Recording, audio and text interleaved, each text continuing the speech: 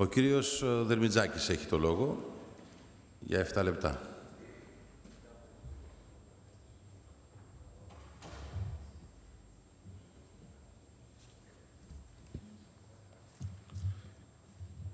Κύριε Πρόεδρε, κυρίες και κύριοι βουλευτές, αυτές τις ημέρες παρακολουθούμε τη συνέχεια και την εξέλιξη σε ένα σενάριο που ξετυλίγεται με εφιαλτικό φόντο τα βάρβαρα αντιλαϊκά οικονομικά μέτρα που εξαθλιώνουν ακόμα περισσότερο οικονομικά τις Ελληνίδες και τους Έλληνες και οδηγούν το λαό μας στην απόγνωση και τους νέους μας στη μετανάστευση. Αυτή εδώ η κυβέρνηση, πιστή στις μνημονιακές επιταγές και τα κελέωσματα της Τρόικα, προχωρεί στο ξεπούλημα του δημόσιου πλούτου της χώρας, ώστε να ικανοποιήσει τους δανειστές, προσφέροντας τα φιλέτα του εθνικού μας πλούτου και της περιουσίας του λαού μας. Ενδεικτικά να σας αναφέρω ότι χωροθετούνται ακόμα ειδικές οικονομικές ζώνες αυτή την εποχή, εγκαθίστανται βιομηχανικές ανανεώσιμες πηγές ενέργειας, χωρίς τη σύμφωνη γνώμη των τοπικών κοινωνιών, χωρίς να σέβονται το περιβάλλον και ακόμη ξεπουλούνται τα λιμάνια και οι μαρίνες της χώρας μας. Βάσει αυτών των συνειδητών πολιτικών επιλογών, χαρίστηκε πρόσφατα η Αγροτική Τράπεζα στην Πειραιώς, απαξιώθηκε το ταχυδρομικό ταμιευτήριο με τις δηλώσεις του κυρίου Στουρνάρα περί μη βιωσιμότητος, κατρακύλησε η αξία της μετοχής του και βρέθηκε εκτός πίνακα, με απότερο σκοπό να απαξιωθεί και τελικά να χαριστεί. Στην ίδια λογική πιστεύουμε ότι κινείται και η επιλεκτική ανακεφαλαιοποίηση των 4 τραπεζών, αφού σκοπίμως εξαιρέθηκαν οι δημόσιες τράπεζες, η Αγροτική όπως αναφέραμε και το ταχυδρομικό ταμιευτήριο από αυτήν. Με το παρόν νομοσχέδιο αυξάνεται το κεφάλαιο του Ταμείου Χρηματοπιστωτικής Σταθερότητας από 10 δισεκατομμύρια σε 50, προκειμένου να ενισχυθούν αυτά τα ιδρύματα. Και εδώ αυτή τη στιγμή βέβαια έχουν δοθεί ήδη από τον κρατικό προϋπολογισμό 35 και τα υπόλοιπα είτε έχουν δοθεί είτε θα δοθούν. Στην καλύτερη περίπτωση, από όλα αυτά τα χρήματα, το ποσό που υπολογίζεται ότι θα επιστραφεί είναι 8 με 10 δισεκατομμύρια. Αυτό το ταμείο που αναφέραμε προηγουμένως ελέγχεται μοναχά από την Τράπεζα Ελλάδος, αφού και ο Πρόεδρος και οι 2 αντιπρόεδροι ορίζονται από το διοικητή και όχι από το ελληνικό δημόσιο. Ενώ δηλαδή συμβαίνει το εξής τραγελαφικό και οξύμορο, τα χρήματα δίδονται από το ελληνικό δημόσιο, το ελληνικό δημόσιο δεν έχει κανένα λόγο σε όλες αυτές τις διαδικασίες και στη διαχείριση. Οι τράπεζες τώρα που ανακεφαλαιοποιούνται με μοναδικό κριτήριο βιωσιμότητάς τους στα 5 έτη και όχι τα 3 όπως παλιότερα, και εδώ πρέπει να σταθούμε λίγο να πούμε τι είναι αυτή η περιβόητη βιωσιμότητα, δηλαδή εάν βιώσιμη κρίνεται και μια τράπεζα που συρρυκνώνει το δίκτυό της, που απολύει εργαζόμενους, που προχωράει σε κατασχέσεις, τότε πραγματικά δείχνει την ευαισθησία, την κοινωνική και την προοπτική που θα έχει αυτό το τραπεζικό σύστημα στα νέα δεδομένα. Όλα αυτά λοιπόν αυτή την ώρα, αγαπητοί συνάδελφοι, συμβαίνουν όταν κανένας φορέας παρακολούθησης των τραπεζών δεν υφίσταται, χωρίς να γνωρίζουμε την πραγματική εικόνα των τραπεζών, αφού δεν έχουμε δει τις εκθέσεις BlackRock χωρίς την ύπαρξη επιτροπών ελέγχου, οι οποίες να έχουν κάποια έγκριση από τη Βουλή και χωρίς να προφυλάσσονται τα εργασιακά δικαιώματα από τις συγχωνεύσεις και τις εξαγορές των χρηματοπιστωτικών αυτών ιδρυμάτων και οι συμβάσεις εργασίας δεν μεταφέρονται. Η ανακεφαλοποίηση του τραπεζικού συστήματος γίνεται με κριτήρια πολιτικά και όχι οικονομοτεχνικά, όπως θα έπρεπε, με τεράστιες συνέπειες στην κοινωνία και με ένα κράτος απόν σε αυτή τη διοχέτευση κεφαλαίου από το δημόσιο στον ιδιωτικό τομέα.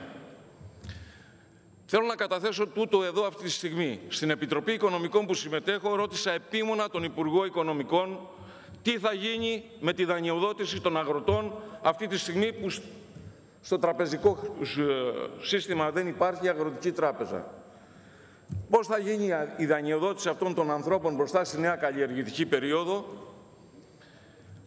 η οποία, αν θέλετε, έχει να κάνει και με την παραγωγική ανασυγκρότηση, με αυτή την περιβόητη ανάπτυξη που ευαγγελίζεται η κυβέρνηση χωρίς να την προσδιορίζει ποτέ, πώς θα γίνει η δράση, οι καινοτόμες δράσεις, πώς θα γίνουν η ανάπτυξη νέων προϊόντων πρωτοποριακών που θα φέρουν συνάλλαγμα στην πατρίδα μας, δεν πήραμε καμία απάντηση. Πού θα πάνε οι αγρότες να πάρουν δάνεια φέτος, με τι επιτόκιο, με ποιες εγγυήσεις, όλα είναι στον αέρα. Το τοπίο το τραπεζικό, κύριοι συνάδελφοι, αυτή τη στιγμή είναι εχθρικό όχι μόνο για τον Έλληνα πολίτη, αλλά πολύ περισσότερο και για τον Έλληνα αγρότη γενικότερα. Οι εγγυήσεις που ζητάνε και οι υποθήκες που ζητάνε είναι πολλαπλάσιες από το ποσό των δανείων που δίνουν και όταν ακόμη αυτό το μικρό ποσό το δώσουν. Κυρίες και κύριοι βουλευτές, αυτή την κρίσιμη ώρα για την πατρίδα μας και το λαό μας που δέχεται αυτή τη βάρβαρη επίθεση, δεν είναι ξεκάθαρο με ποιο τρόπο οι τράπεζες που ανακεφαλαιοποιούνται θα αποτελέσουν εργαλεία που θα χρησιμεύσουν να ξεφύγουμε από το φαύλο κύκλο της λιτότητας και της ύφεσης. Εάν δεν προσθέσουμε σε αυτό το τοπίο της αβεβαιότητας ότι δεν θα υπάρχει δημόσιος τραπεζικός πυλώνας που θα μπορούσε να έχει κάποιο παρεμβατικό ρόλο στη χάραξη μιας εθνικής στρατηγικής, αφού έχει προηγηθεί το ξεπούλημα της ΑΤΕ και μεθοδεύεται, όπως αναφέραμε, και το ξεπούλημα του ταχυδρομικού ταμιευτηρίου. Αντιλαμβάνεστε, κύριε συνάδελφοι, ότι η οικονομία, η πορεία της χώρας καθίσταται έρμεο των δανειστών, των τραπεζιτών, που τουλάχιστον ως τώρα δεν έχουν αποδείξει ότι και δεν έχουν βεβαίως τη διάθεση να βοηθήσουν θετικά, παρόλο των μπακτολό χρημάτων που έχουν πάρει ως τώρα. Για όλους αυτούς τους παραπάνω λόγους, εμείς δεν νομιμοποιούμε με την ψήφο μας το παρόν νομοσχέδιο. Πιστεύουμε ότι η πατρίδα μας πρέπει να ακολουθήσει μια άλλη πορεία. Είμαστε βέβαια αισιόδοξοι, διότι υπάρχουν τεράστιες ανεκμετάλλευτες δυνατότητες, όμως χρειάζεται πολιτική βούληση και σθένος να ξεφύγουμε από τα μνημόνια και τις δεσμεύσεις, από όλες αυτές τις αλυσίδες που μας κρατάνε δέσμιους, χωρίς περιθώρια θαραλέων κινήσεων και πρωτοβουλειών. Το αμήλικτο και κυρίαρχο ερώτημα που τίθεται πλέον και από τους πλέον αδαείς περί των οικονομικών θεμάτων, ένα λεπτό κύριε Πρόεδρε, αν έχετε την καλοσύνη, είναι και η πρώτη μου ομιλία στην αντιπροσωπεία και πιστεύω να μου το δώσετε. Ευχαριστώ. Ακόμη λοιπόν και από τους πλέον αδαείς περί των οικονομικών θεμάτων είναι γιατί ενώ οι πάντες γνωρίζουν ότι αυτή η πορεία της λιτότητας, της ύφεσης, η συρρίκνωση της αγοραστικής δύναμης των πολιτών και η δύναμη βεβαίως των δημοσίων εσόδων οδηγεί στην οικονομική εξαθλίωση, στην απογοήτευση. Γιατί συνεχίζεται, γιατί δίδεται το ίδιο λάθος γιατρικό που εξοντώνει τον ασθενή. Γιατί παράλληλα με τα βάρβαρα αντιλαϊκά μέτρα, με τον εργασιακό μεσαίωνα, με τη διάλυση του κράτους πρόνοιας και της υγείας, της παιδείας, οδηγείται ένα ολόκληρο λαό σε κρίση ανθρωπιστική, στις αρπακτικές διαθέσεις των δανειστών. Πώς θα γίνει επιτέλους αυτή η ανάπτυξη που ευαγγελίζεστε, η επανεκκίνηση του τροχού της οικονομίας, με ένα λαό γονατισμένο και το καλύτερο επιστημονικό δυναμικό της πατρίδας μας σε άλλες χώρες?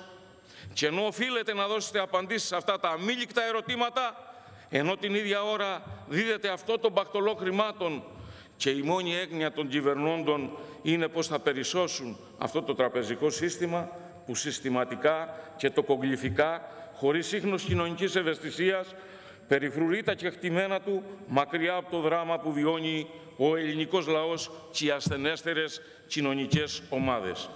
Για μας η επιβίωση αυτών των ομίλων δεν συμπορεύεται με το δικαίωμα του λαού μας, όχι μόνο στην επιβίωση, αλλά πρώτιστα στην αξιοπρέπεια και στην προοπτική. Ευχαριστώ πολύ. Εμείς ευχαριστούμε. Ένας έμπειρος ομιλητής.